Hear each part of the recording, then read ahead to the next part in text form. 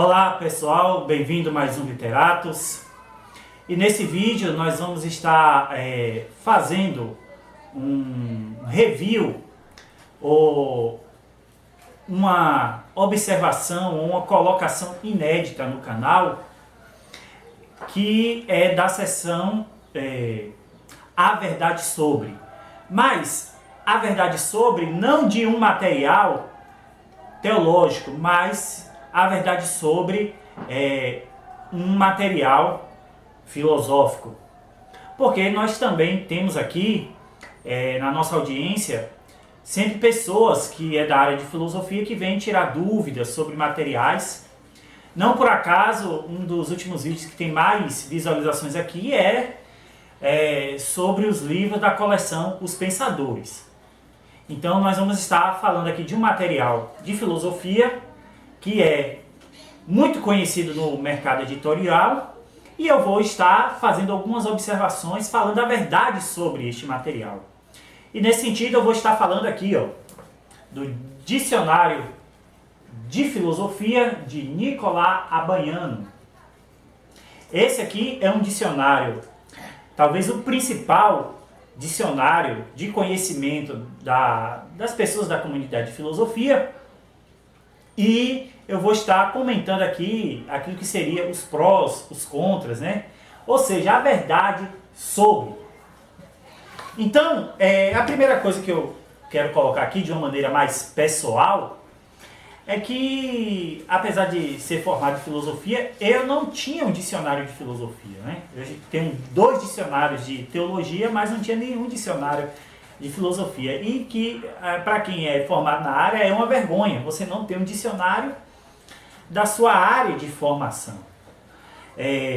Então, esse dicionário aqui, desde a faculdade, quando eu cursava e tal, o pessoal comentava muito sobre esse dicionário.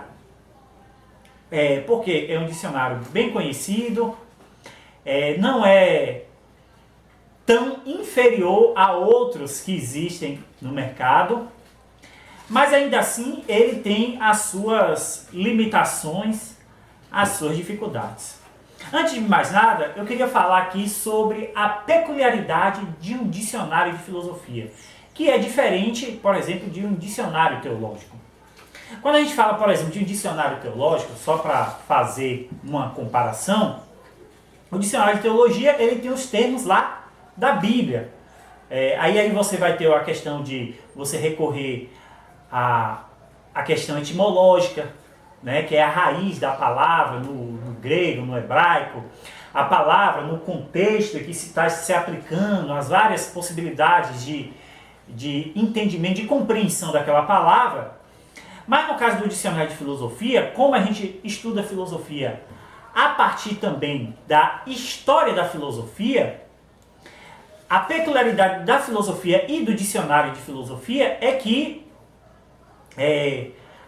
cada filósofo ele vai pegar diversos termos, diversas palavras no arcabouço filosófico, e muitas vezes vai ressignificar aquela palavra ou vai tentar dar uma definição, ao ver desse filósofo, mais exata ou mais coerente daquele termo.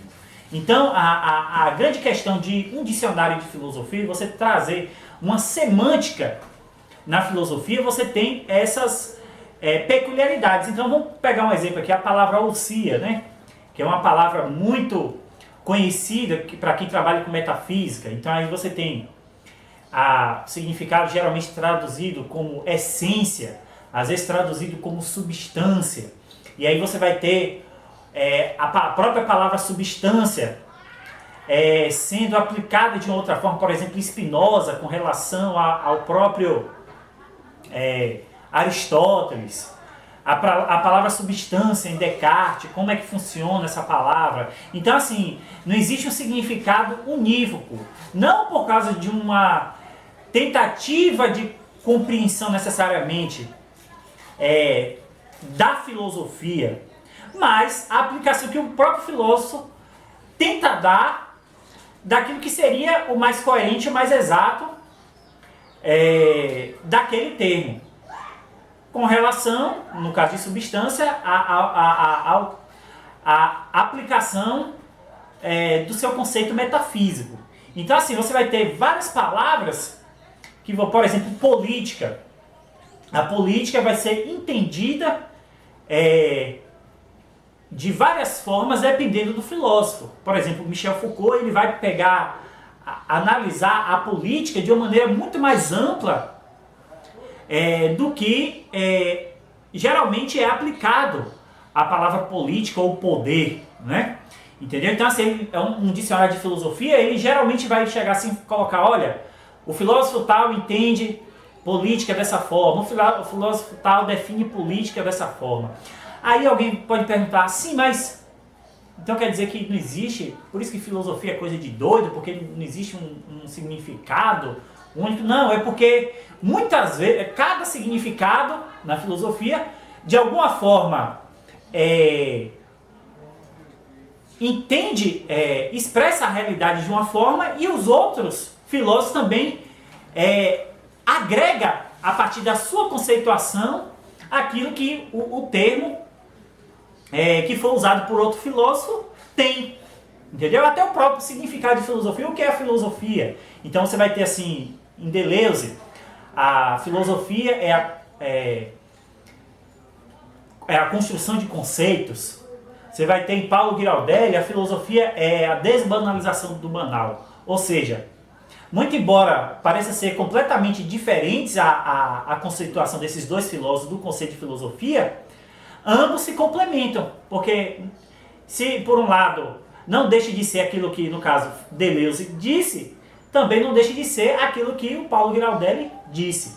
Então, a peculiaridade da compreensão dos significados de filosofia e dos termos, elas são colocadas dessa forma, né, na filosofia, entendeu? Então cada um vai ter cada filósofo clássico, né, vai ter sua conceituação e vai entrar em discussão, em debate, em objeção, mas ao mesmo tempo aquilo que aquele filósofo construiu não deixa também de ser de alguma forma verdadeiro, né? Então essa é a peculiaridade quando a gente está falando de um dicionário de filosofia, porque parte da história da filosofia e a história das discussões sobre os termos e os significados. Entendeu? E nesse sentido, esse dicionário aqui tem um pouco mais de 1000 páginas. Eu tenho aqui 1.210 páginas. E se a gente pensa que o dicionário de filosofia, um dicionário de filosofia, não é simplesmente um dicionário da filosofia, mas também da construção daquilo que os filósofos fazem de cada termo, esse dicionário do Abaniano, ele é extremamente resumido. Extremamente resumido. Não contempla de maneira nenhuma aquilo que a gente possa entender de filosofia, entendeu? Dos termos, do significado. Só para você ter uma ideia, nós temos um outro dicionário que talvez seja o mais completo em língua portuguesa, que é da Edições Loyolas, que, se não me engano, tem 5 volumes, um dicionário de filosofia. E assim, você vai olhar os dicionários, cada dicionário tem 1000, tem 800 páginas. Só para você ter uma ideia do que os termos em filosofia, a amplitude dos termos de filosofia. Então, assim, esse dicionário é extremamente assim, limitado, se você comparar com, nesse caso, esse dicionário da Loyola. Mas, ao mesmo tempo, ele é um dicionário que está à frente de grande parte dos dicionários. Você tem, por exemplo, o dicionário de Danilo Marcondes, como o próprio título do dicionário dele é o Dicionário Básico de Filosofia. Se eu não me engano, tem um dicionário Oxford, que também, se não é mais ou menos o mesmo tamanho, é menor do que esse aqui. Então, assim, mas qual é a grande questão de um dicionário de filosofia? Qual seria, nesse caso, as possíveis qualidades desse dicionário? É o fato de que, primeiro, toda obra de referência, seja em teologia, em filosofia, ele nunca vai contemplar todas as palavras que a gente precisa. Então assim, você vai ter muitas vezes um dicionário bem completo, extremamente completo, mas você vai ter uma dificuldade em encontrar uma palavra do qual você precisa. Mas ao mesmo tempo esse dicionário, ele está à frente de grande parte daquele dicionário.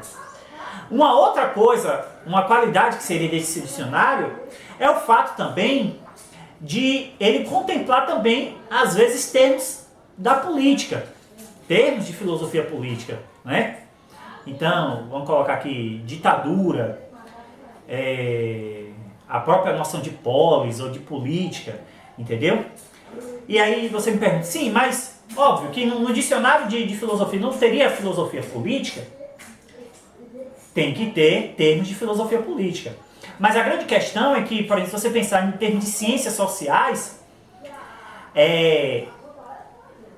você pode estudar de uma maneira muito mais abrangente nas ciências sociais, no caso da sociologia, a política, do que na filosofia política. Então, se por exemplo, você vai cursar filosofia, você tem uma matéria lá, ou duas no máximo, de filosofia política. Quando você vai estudar ciências sociais, sociologia, você vai ter muito mais matérias de filosofia política. E na própria sociologia, na antropologia, ela vai dar um suporte muito maior, ao meu ver, do que você simplesmente estudar filosofia política. É tanto que grande parte dos filósofos que são especialistas em filosofia política, eles também têm uma formação em ciências sociais, porque eles vão dar, as ciências sociais, no caso a sociologia, vai dar um arcabouço maior, uma amplitude maior, se você quer focar na parte da ciência política. Então assim, se por um lado, a gente poderia dizer que ele é extremamente resumido se comparado àquilo que seria um ótimo dicionário de filosofia, ao mesmo tempo, ele é um bom dicionário dentro daquilo que se propõe, pelo preço e tal. E vale também uma observação. Principalmente uma obra de referência, assim como toda qualquer leitura, o conhecimento que você vai ter de uma obra de referência à medida que você tem um contato com ela. Então assim, não adianta você chegar ali e ter uma obra de referência, como as obras de referência são obras de consulta, você não vai ler de cabo a rabo, você criar algum tipo de técnica para você sempre estar ali consultando os termos e significado de palavras, seja para aprender ou seja para tirar uma dúvida de uma literatura que você está lendo. Entendeu? Então não adianta você pegar aqui e colocar lá para enfeitar. Então assim, vou pegar uma palavra que vou aprender nessa semana 5 palavras, 10 palavras novas. Aí você abre lá aleatoriamente, aprende, reflete, faz um texto em cima daquelas palavras. Entendeu? Então, o material, um aprendizado e a qualidade do material, curiosamente, depende do uso que você faz. Você pode ter o melhor material do mundo, se você não usa, isso não vai alterar em nada na sua vida intelectual. Então assim, por que esse dicionário? Porque ele é o mais famoso, talvez o mais famoso também por ser mais acessível do mercado. Ele é melhor do que muitos outros, mas ele não chega a ser melhor do que esse, por exemplo, da Loyola. Por outro lado, você tem uma grande questão, eu acho assim, uma opinião pessoal com relação a obras de referência. Porque obras de referência, dicionários, enciclopédias, geralmente elas são muito grandes, pesadas, ocupam muito espaço e às vezes é melhor você ter ela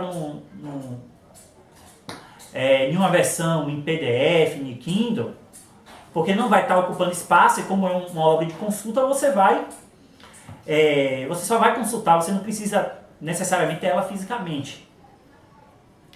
E uma obra de referência, como eu já disse, é muito comum as pessoas não consultarem tanto. Na verdade, raramente as pessoas consultam para tirar uma dúvida de um termo de alguma coisa que ela sente dificuldades, entendeu? Então, assim, para mim, no meu caso, pessoalmente, investir numa obra de referência, talvez não seja, ou fazer grandes investimentos em obra de referência, em vários dicionários, ter 10, 20 dicionários para mim, não é, talvez, muito, como dizem, né, um custo-benefício. Vamos exemplificar aqui, ó. Vamos pegar aqui 10 dicionários de teologia.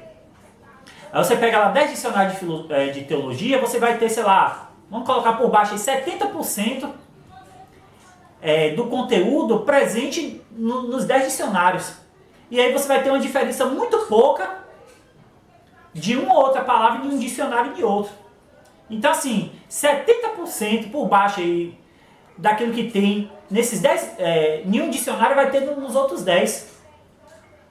Porque, principalmente, os termos principais, as palavras mais comuns, vai ter obrigatoriamente nos outros dicionários. E aí você vai ter uma diferença pouca. Claro, como eu já disse, por exemplo, com relação a ao dicionário da Loyola, se você pensar que o dicionário tem 5, 6 volumes, não me lembro aqui, obviamente vai ter muito mais.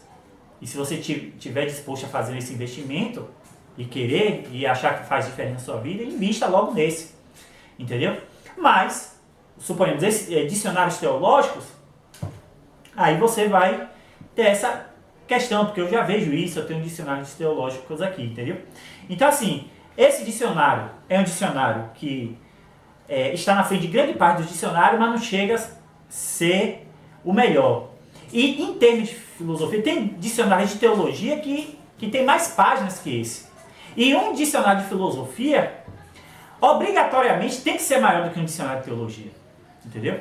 Por quê? Porque quando a gente pega em termos de história da filosofia, se você pensar que vários filósofos conceituaram de uma maneira particular aquela palavra, então tem que ser muito maior. Entendeu? Não tem uma rigidez. Na filosofia, os termos não tem uma rigidez tão grande como no caso da teologia. Não estou dizendo rigidez no sentido de incoerência. Porque mesmo que tenha a não rigidez no uso dos termos de filosofia é para justamente procurar uma exatidão. Mas a não rigidez é justamente porque vários filósofos vão estar tentando dar uma maior exatidão naquele termo e fazendo usos, às vezes até totalmente diferentes do que um outro filósofo fez, pasmem, entendeu? Então, essa aqui é a verdade sobre esse dicionário do Abaiano. Você pode ter ele em PDF, no Kindle. Eu acho que qualquer pessoa que estuda filosofia tem que ter um dicionário de filosofia. Se você não estiver disposto a, sei lá, gastar R$500, R$600, por exemplo, nesse da Loyola, eu acho que vale a pena, porque você precisa ter um dicionário.